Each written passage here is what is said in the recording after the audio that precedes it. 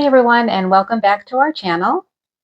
In today's video, I want to talk to you about an ebook that I purchased a few weeks back. I was watching a video about a month ago. It was something on health and wellness, and there was a comment that caught my attention. Someone had commented something along the lines of how this particular book needs to be read because it's being censored. So that piqued my interest. The book is called Rethinking Health Secrets by medical doctor Heather Collins. So I went to Amazon, typed it in, and it wouldn't come up. So I thought that was a little weird because Amazon usually carries everything. So I Googled the title and it brought me to a website where I can purchase the book. And I'll drop that website in the description section below. So, like I said, it's an ebook. I've never been a fan of ebooks.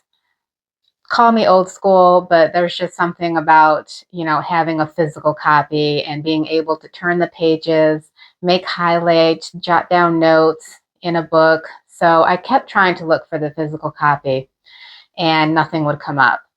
Then I went back to the website, scrolled down a little bit, and saw that they are working on getting a physical copy right now, but it's only available by ebook. So maybe they're having a hard time finding a publisher because of its content.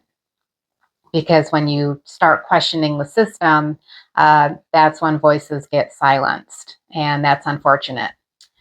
So for $13.99 at the time of this recording, I bought the ebook because I wanted to know what was in this book that was so horrible that it's being censored. And when I noticed it was only 65 pages, I printed it out, and now I have my hard copy. So I was very happy. It's a short book, but very, very informative. And if you guys watched my video on cayenne pepper, I did speak about the difference between medical doctors and naturopathic doctors and how differently they are trained, and also what to do to help reverse chronic issues and not have to depend on medicine. Medicine does have its place, but I was happy to see that Dr. Collins points out exactly what I was talking about, which was great because on this channel, we work really hard on our research. There's a lot of time and effort that goes into some of these videos, and we're dedicated to putting out good, truthful information because we don't want to mislead anyone. And that's why when it comes to health and wellness, sometimes you have to, you got to dig deep. Rick and I are not medical professionals. I do work in the medical field, but I'm not a nurse or a doctor. And that's why we always encourage people and say to do your own research and reach out to a healthcare professional. Anyway, Dr. Collins' book is short and to the point, easy to read, and she's not trying to sell you anything. Right from the first chapter, she talks about the industry lies, what the big pharma stats are. Then she goes on to talk about how crucial our gut health is, the overuse of antibiotics, the benefits of intermittent fasting, hydration, what sugar really does to our body. And my favorite part was a chapter about the hidden vitamins and supplements that are not well known, because but we should be taking. One of the supplements she highly recommended has 92 out of the 102 minerals our bodies need. I just started taking this supplement 2 weeks ago, and I already feel fantastic. I feel energized.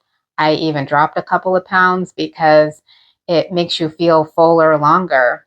I'm definitely going to do a video on that soon, so be on the lookout for it. There are some pros and cons to the supplement, and it's not for everyone. And I'll get into all that in the next video. Dr. Collins goes on to talk about the benefits of sunlight, exercising, sleep, the importance of routine checkups at your doctor's appointments, how to manage your mental health and stress, meditation, and natural remedies that work.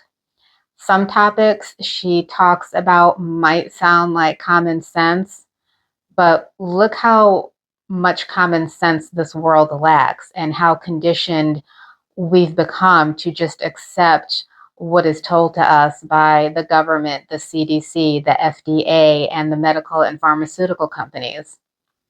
It's sad that most people really have no idea that the majority of the food we eat are really damaging our bodies.